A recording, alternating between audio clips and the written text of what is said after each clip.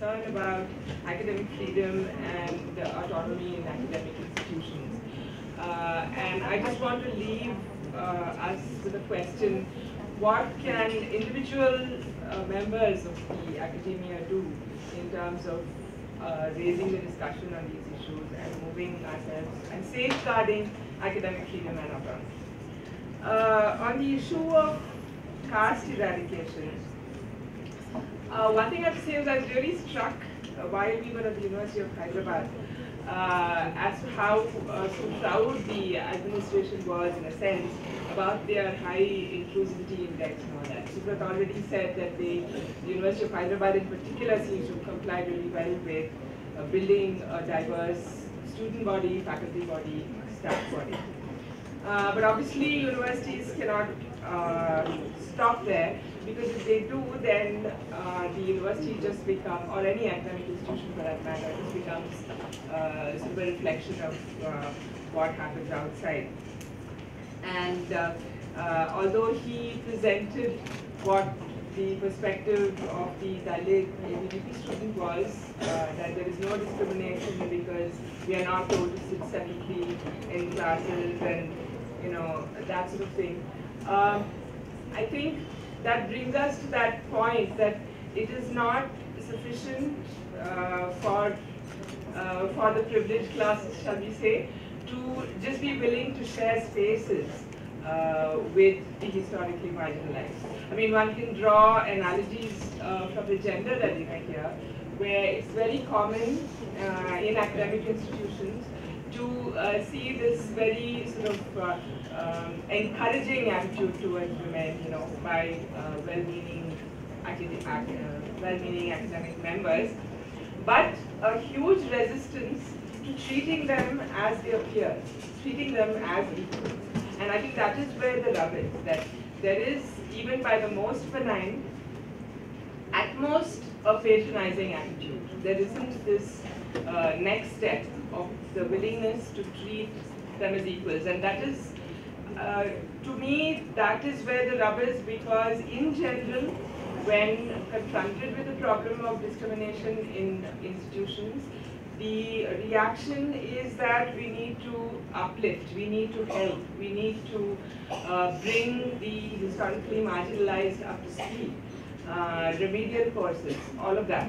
But there is very, very little in terms of fixing the privilege. So, for instance, there is this 60s cartoon with two friends at coffee, and the white-looking woman asks the black-looking woman, "What is white privilege?" And the black-looking woman answers, "Not knowing what it is to start with." And so this, I think, is. I'm not saying it's a bad thing to have remedial courses, or it's a bad thing to try and increase preparedness of entrance into academic institutions who may not be so well prepared. But I think it is even more important to prepare the institution itself against the systemic barriers that exist, which is what perpetuates the discrimination. And again, to draw from the gender arena, a result of these systemic barriers are that women are perceived as being less competent. So I'm sure that the same thing occurs. I mean, I can't speak that much about the caste issue because my own lineage is a privileged one.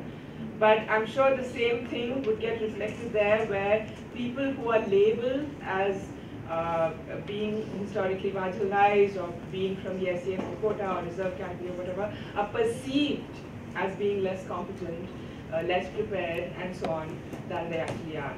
So that is something that one has to address also, and that means fixing the privileged and not fixing the marginalized. So then, I think it all boils down to asking, is our education really transformational? One of the conversations we had with the students at the University of Hyderabad was to do with the courses they have in sociology, and do they discuss the caste system? Do they study about the caste system? And I was certainly left with a feeling that while they did, I mean at least the social science students did, it didn't seem to have much of an impact.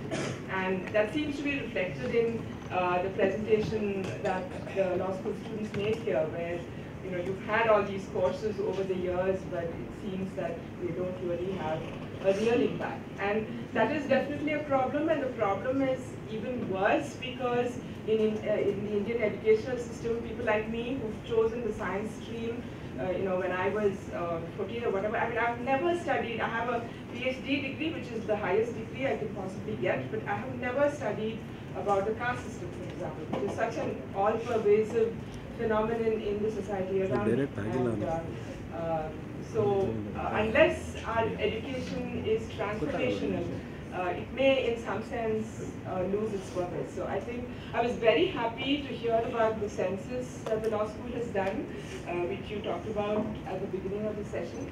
I think we need to have, I think that's a fantastic beginning, and I think there has to be more such things being done, especially in institutions like mine, which are insulated from reservation policy and all of that.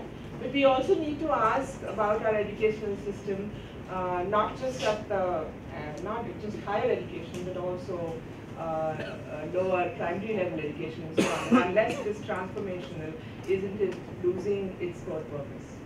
So I'll stop.